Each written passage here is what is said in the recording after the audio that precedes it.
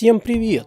В этом ролике я хотел бы поделиться опытом изготовления своими руками виброуплотнителя для бетона. При закладке небольшого ленточного фундамента из тяжелого бетона с минимальным добавлением воды для распределения бетонной массы было решено использовать глубинный вибратор. Но после поисков устройства в продаже включилась так называемая жаба, поскольку из предлагаемых и самых недорогих устройств на строительном рынке цены начинались от 2500, а нужно мне оно было только один раз. Покупать вибратор, возможно, для одного использования не было смысла, а от проката решил отказаться сразу, поскольку примерные 500 рублей в сутки, да при условии аренды на 4-5 дней, получалась цена нового устройства. Брать же в аренду на 1-2 дня совсем неудобно, ведь его нужно еще привезти и отвезти, а если ты находишься за городом? Вот и решил сделать что-то свое и из подручных средств. Для изготовления мне понадобилось 40-сантиметровый отрезок тонкостенной трубы диаметром 35 мм. Трубу взял от сварного заборного столба. 2 подшипника 6201, 12-миллиметровая шпилька с резьбой и гайками.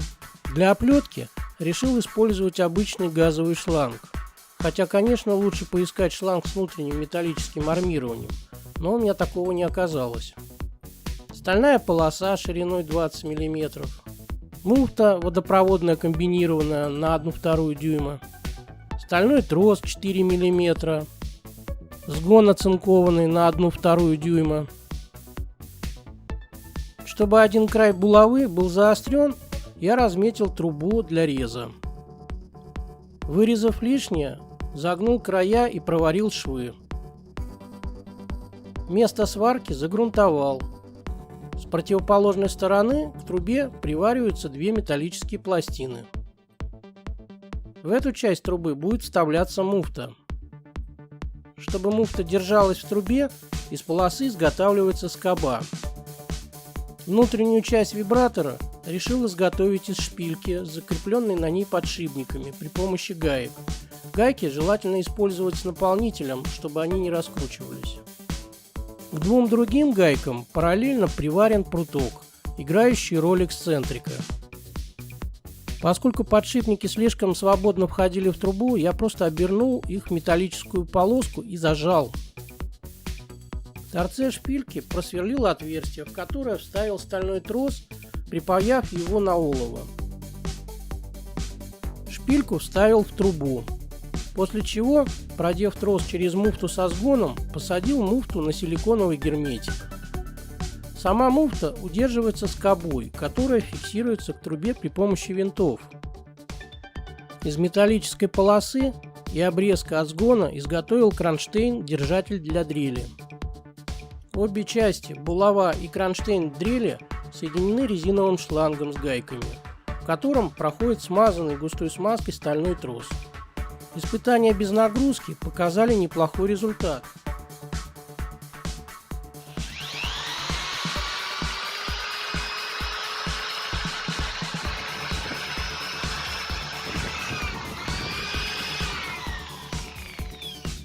После чего решено было опробовать глубинный вибратор на деле.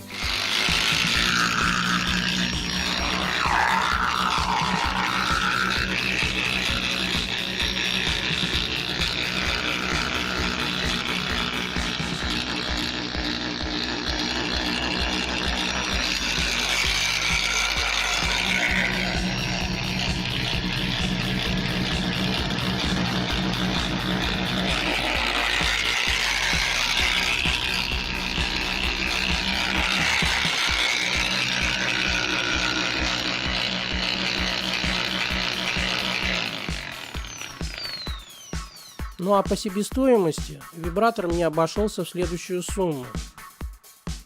Кусок трубы обошелся бесплатно, взял старую из сарая.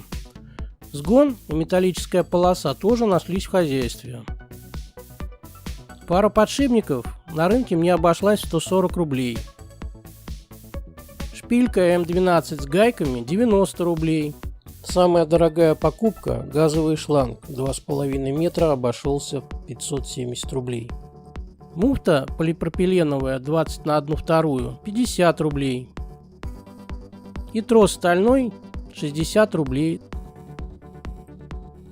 Итого, все устройство мне обошлось чуть больше 900 рублей. Возможно, кто-то скажет, мол, сэкономил всего 1500, ведь новое устройство можно было купить за 2500. Скажу так, за 900 рублей в моем арсенале появилось устройство, которое сможет послужить еще и, возможно, не раз. А сэкономленные деньги я потрачу жене на цветы и детям на мороженое. Пускай зритель не судит меня строго, так как данный девайс делался на скорую руку, а со своей задачей он в любом случае справился на отлично. Кстати, лента фундамента, конечно, была небольшой, но зато сам бетонный раствор был с щебнем и минимальным добавлением воды. Кто знает, тот поймет. Моя поделка помогла плотно уложить раствор, и это самое главное. А на этом все. Подписывайтесь, ставьте лайки и до новых встреч!